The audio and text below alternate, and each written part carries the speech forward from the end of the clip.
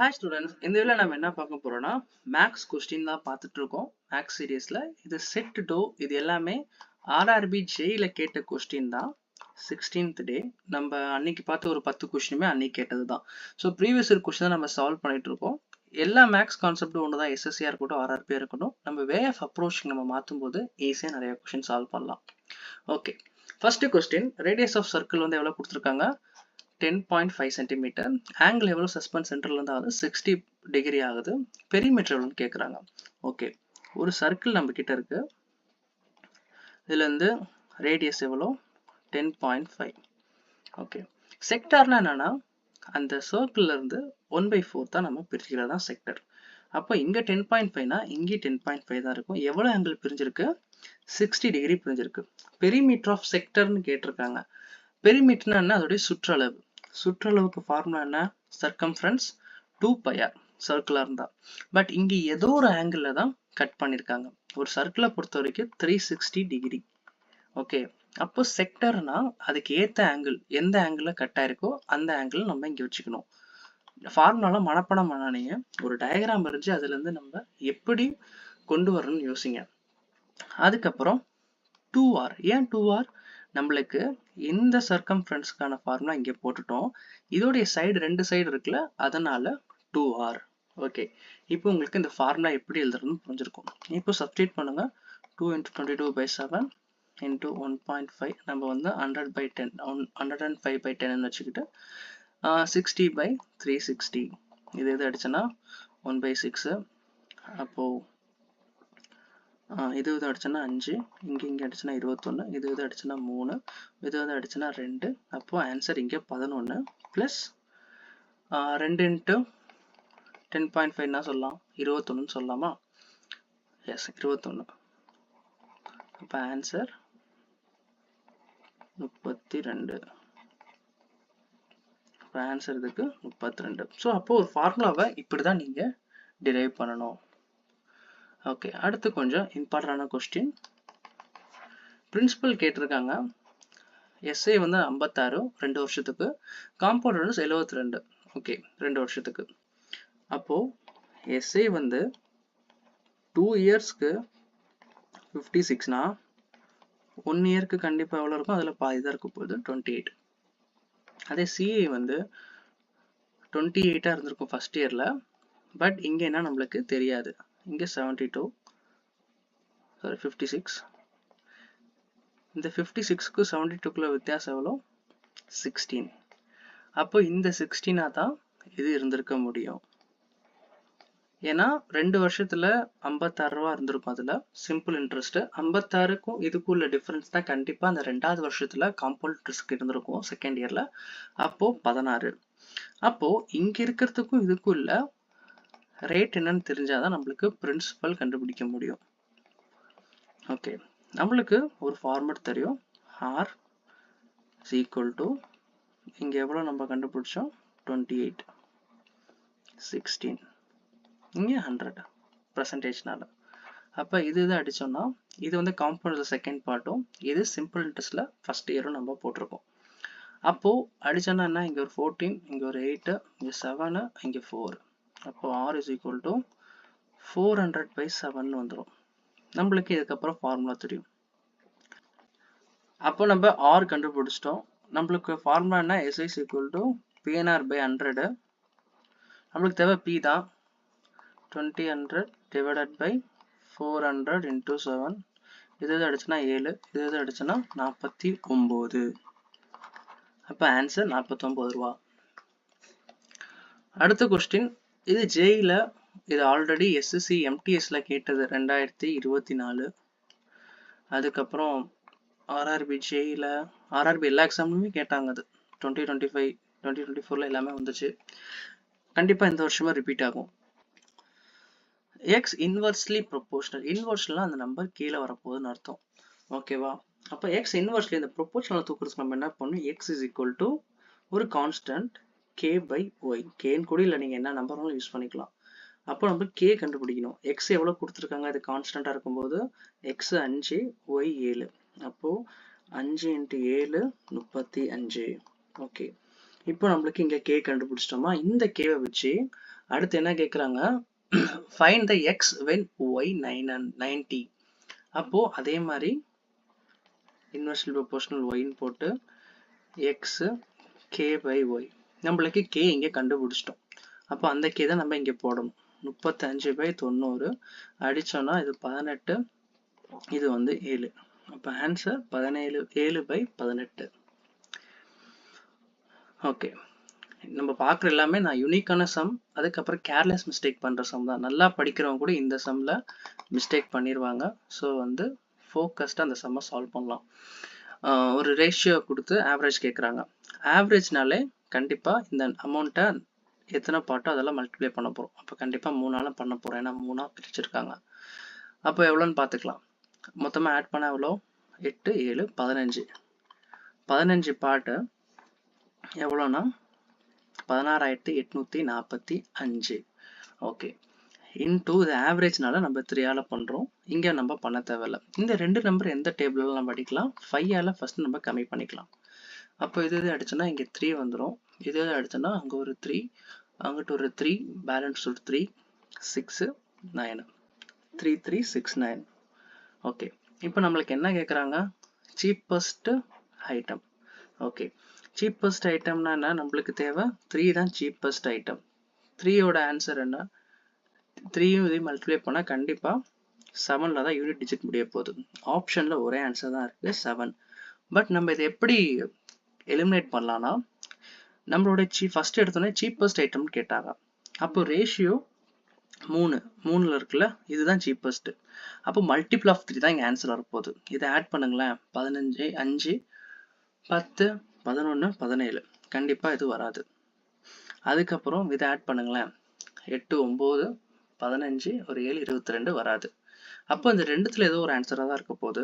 அதை நம்ம ஃபுல்லாக மல்டிப்ளைலாம் பண்ணாமல் டிவைட் பண்ணி ஃபைனல் ஆன்சரை நம்ம மல்டிப்ளை பண்ணிக்கலாம். யூனிட் டிஜிட் வச்சு நம்ம ஈஸியாக கண்டுபிடிச்சிடலாம். அதுக்கப்புறம் டேஞ்சன்ட் ஓரியன்ட்ல ஒரு சம். பிடி is the tangent to circle. ஒரு சர்க்கிளில் டேஞ்சன்ட்னா இது தொடுகோடு, நம்ம தமிழில் படிப்போம்.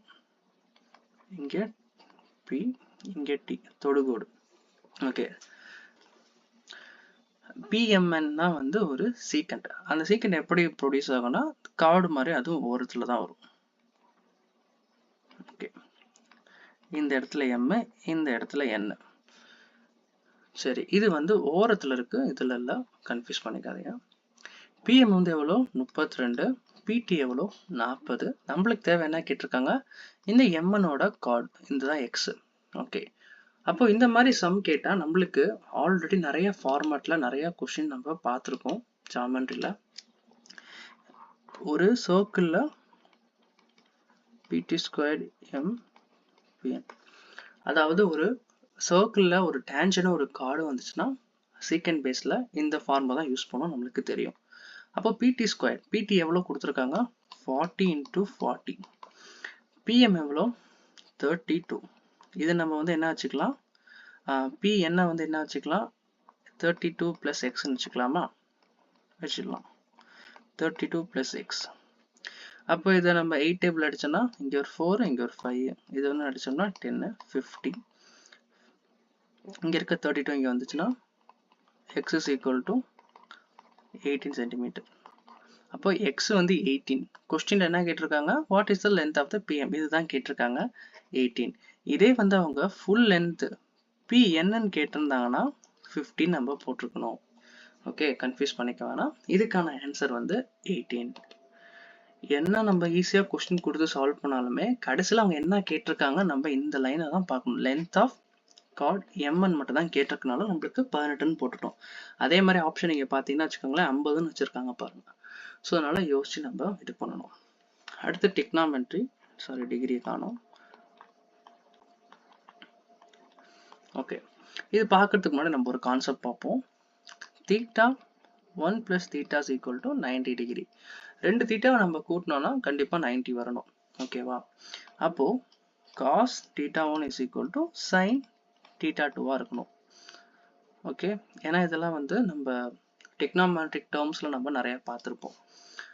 அதுக்கப்புறம் tan theta 1 is equal to God theta 2. இது மாற்றி கூட எழுதிக்கலாம். அதுக்கப்புறம்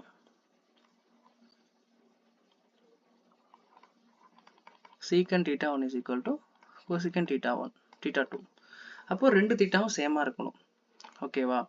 அப்போ இது ரெண்டுத்தையும் ஆட் பண்ணோம்னா நம்மளுக்கு cos 35 வருது. அப்ப மீதி இங்க என்ன எழுதலாம்? நம்ம cos 35 எழுதலாம்.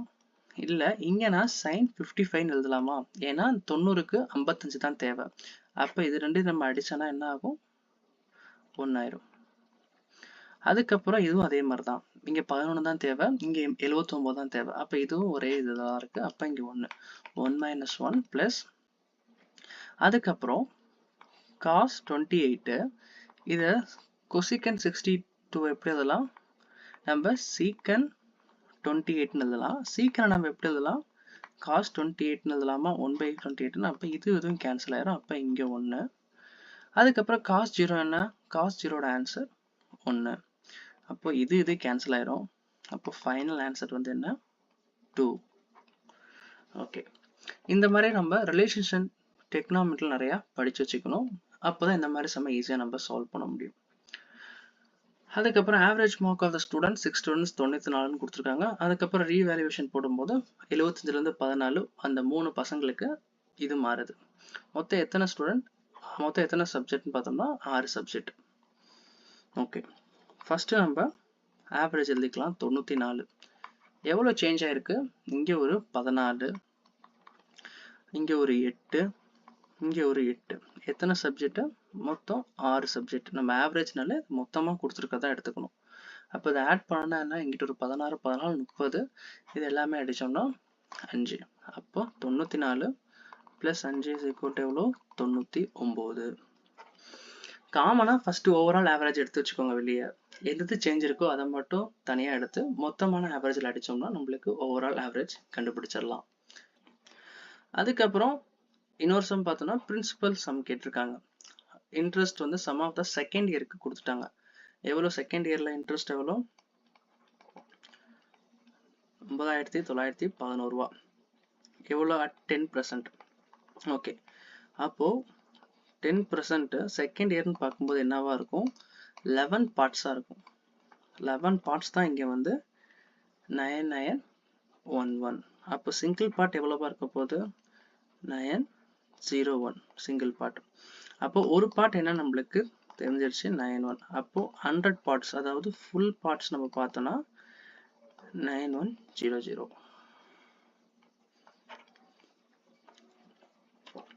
இப்போ ஆன்சர் 90,100. அடுத்த some, the shopkeeper sells an item 287.7, 2 successive discount, 2 discount தொடர்ச்சியா தராங்க. எவ்வளோ ப்ராஃபிட்லனா 37% ப்ராஃபிட். அப்போ பர்ச்சேஸ் ப்ரைஸ், அதாவது காஸ்ட் ப்ரைஸ் கேட்குறாங்க. இதை எப்படி நம்ம அப்ரோச் பண்ணலாம்னா, நம்ம அந்த பாப்புலேஷன் சம் அப்ரோச் பண்ண மாதிரி இது பண்ணலாம். ஃபர்ஸ்ட் என்கிட்ட 100 ரூபா இருக்கு. எவ்வளோ ப்ராஃபிட்? 137 ரூபா. ஓகே, ஏன்னா வந்து நான் டிஸ்கவுண்ட் கொடுத்ததுக்கு அப்புறம் இது வந்திருக்கு 100 ரூபா. டிஸ்கவுண்ட் நான் எவ்வளோ கொடுத்துருக்கேன்? 86%. அப்போ 100ல 86 போச்சுன்னா 14, 100ல 85 போனா 15. ஓகே, இது ரெண்டுத்தையும் நம்ம ஈக்குவேட் பண்ணி நம்மளுடைய மெயினான காஸ்ட் ப்ரைஸை கண்டுபிடிச்சிடலாம். எல்லாத்தையும் மல்டிப்ளை பண்ணுவோமா? 0 0 0 0 0. அதுக்கப்புறம் இது எல்லாத்தையும் மல்டிப்ளை பண்ணோம். 14 × 15ன்னு பார்த்தோம்னா 210. 21 137ன்னு பார்த்தோம்னா 137. 4 1 7 2 7 7 8 287. 28,870. ஓகே, அப்போ நம்ம காஸ்ட் ப்ரைஸ்ல இருக்க அந்த 6 ஜீரோல 2 ஜீரோ இங்கேயும் நம்ம கொடுத்தோம்னா என்ன ஆகும்? 287. நம்மளுடைய கொஸ்டின்ல கொடுத்த சேல் பண்ண ரேட்டு இங்க கண்டுபிடிச்சிட்டோம். அப்ப காஸ்ட் பிரைஸ் எவ்வளவா இருந்திருக்கு? 10,000 ரூபாயா இருந்திருக்கு. கால்குலேஷன் இது சம்பளம் பார்த்து நீங்க பயப்படவே வேணாம். நல்லா மல்டிப்ளை பண்ண கத்துக்கிட்டீங்கன்னா அதெல்லாம் ஈஸியா போட்டுடலாம். ஓகே, அடுத்து ஃபைனல் கொஸ்டின், உங்களுக்கான கொஸ்டின் ஹோம்ஒர்க். இதுல வந்து நான் ரேடியஸோட இதை மாத்திட்டு ஆங்கிளும் மாத்திருக்கேன். இதோட ஆன்சரை நீங்க கமெண்ட் பண்ணுங்க.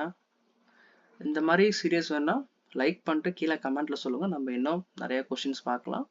பிடிச்சிருந்தா சேனல் பிடிச்சிருந்தா சப்ஸ்கிரைப் பண்ணிக்கோங்க. உங்கள் ஃப்ரெண்ட்ஸுக்கு இதை ஷேர் பண்ணுங்கள். இந்த நோட்ஸ் வேணால் டெலகிராமில் ஜாயின் பண்ணிக்கோங்க.